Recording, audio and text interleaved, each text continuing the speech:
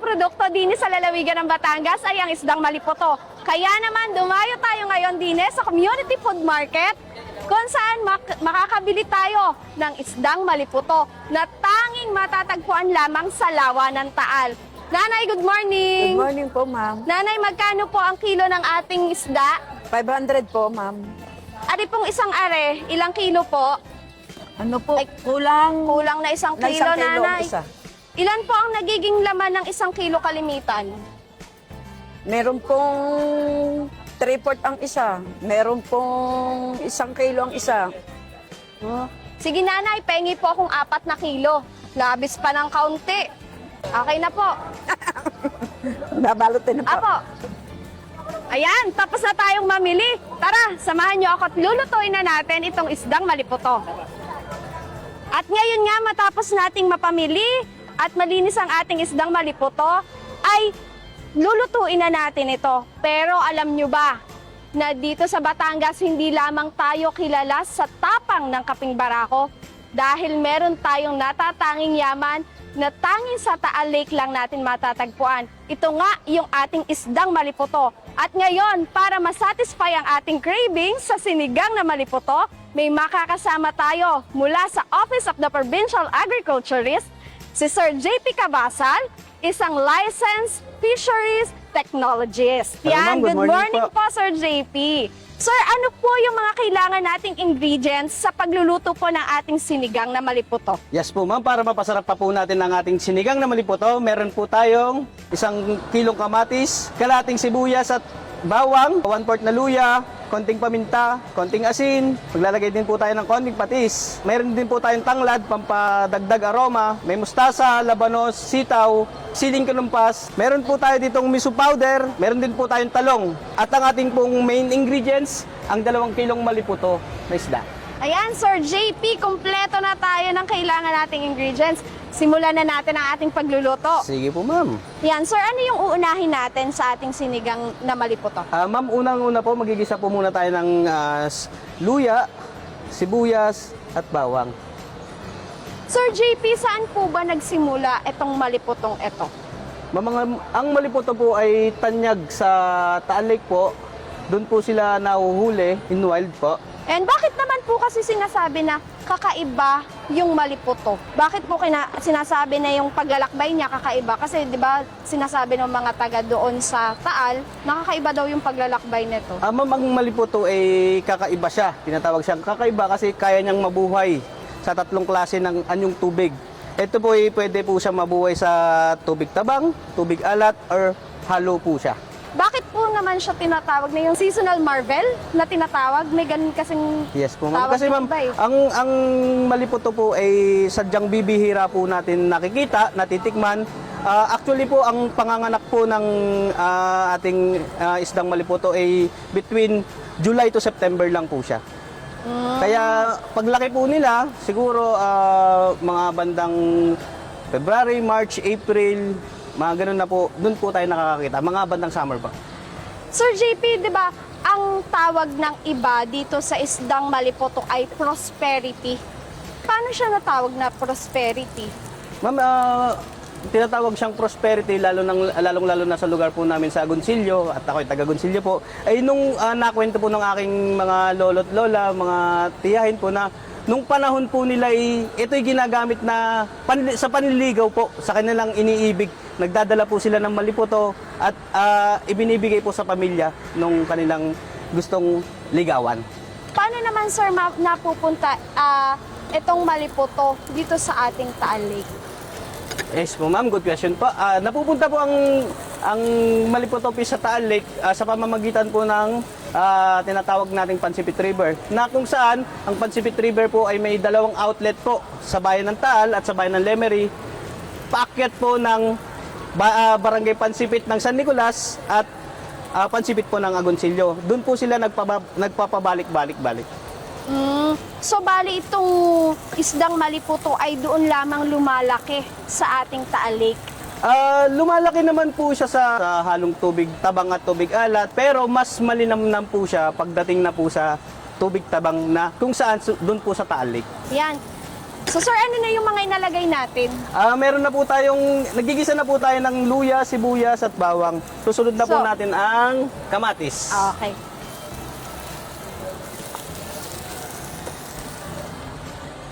Sir, bukod dito sa mga luto, dito sa luto natin sa sinigang, ano pa yung mga pwedeng iluto natin dito sa isdang maliputo? Ma'am, masarap din po siya sa inihaw, pang mabilisan po. Alam naman po natin ang mga Batanggenyo ay mahilig din po sa mga sinasabi nating pamulutan. So, the best po yun. Minsan po kasi yung mga mangingisda po natin, malilit na mangingisda, pag nakakahuli sa laot o kaya namamasyal sa mga tabing dagat at minsan po sila ay nangingisda, pagtapos po nila makahuli, doon na po sila magsisigalang po sila sa gilid at iihaw na diretso. Pero ano yung marerecommend nyo na pinaka-the best na luto ng ating maliputo? Ayun po. Maliban po sa inihaw, ito po, itong niluluto po natin ngayon, ma'am, na sinigang. Kasi dito po, mas lumalabas po yung linamnam, yung tamis po ng ating isdang maliputo. Oh, lalo ako nagugutom dyan, sir, sa sinasabi nyo. Parang nakakapaglaway yung amoy ng ating paggigisa. Sir, anong isusunod natin dyan sa kamatis? Ma'am, pwede din po nating tubigat po. Okay.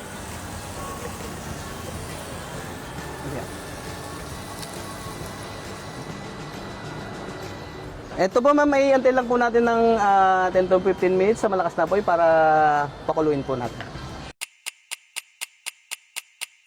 Yes po, ma'am, pwede na po nating isunod ang gabi para sabay na po sa paglambot. Ang ating pampaasim po, yung ating Ito. kalamyas. Kalamyas. Tsaka ang dagdag po nating tanglad po, pampadagdag aroma. Ika nga ipampadagdag sa bango, Sa bango. sa sarap at sa lasa ng ating sinigang. Then, antay na lang po natin siyang kumulo. Okay. Ayan, at nailagay na nga din po natin ang ating labanos. Ngayon, sir, ano yung ating isusunod? Ma'am, pwede na po nating ilagay ang mga gulay bago natin timplahan ng ibang pampalasa po. Sige po. Ano ito, sir? Pwedeng sabay-sabay na ang lagay? Yes po, ma'am. Sabay-sabay na po. Palong, Then, okra. okra, Ito pong ating sili, ilalagay na din po. ipanguhuli na po. Okay po. Pwede na po nating isabay ang ating isdam. Sige mo.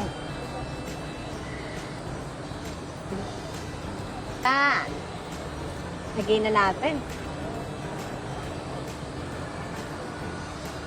Aantay na lang po natin siyang kumulo bago po natin siyang timplahan. Okay po. At ngayon po, Ma'am She, atin natin pong titimplahan ng ating niluluto. Unang-una po, lagyan po muna natin siya ng piso mix. Sir, ano to? Lahat? Hindi po, kalahati lang. Okay. Tatantiyain lang po natin ng gusto nyong asim po mamaya. Okay.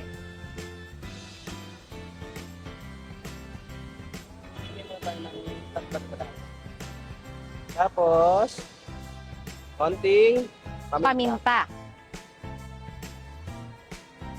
Dagdag aroma din po. Okay po. Sunod po natin ay? Asin po. Tapos magdadagdag na lang po tayo mamaya mapagkulat. Depende po din sa panlasa. Sa panlasa ano po? ni ma'am. Oh.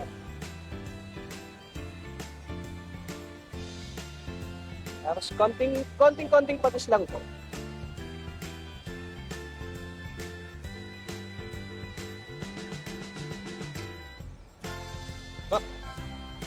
Tapos, dadagdag na po natin ang ating siling pinumpas. Ilan pong sili ang ilalagay natin, sir? Sa 2 kilong sinigang na maliputo? Pwede na po ang 5 hanggang 7 piraso po. 5. Okay po. Depende din, sir, sa panlasa ng mga po, ma'am. mga Meron pong ayaw ng maanghang, ayaw ng maasim, sobrang asim, ganong ano po. So, Sige. sa preparedness po ng kakain po mismo. Okay. Tapos, halo lang po.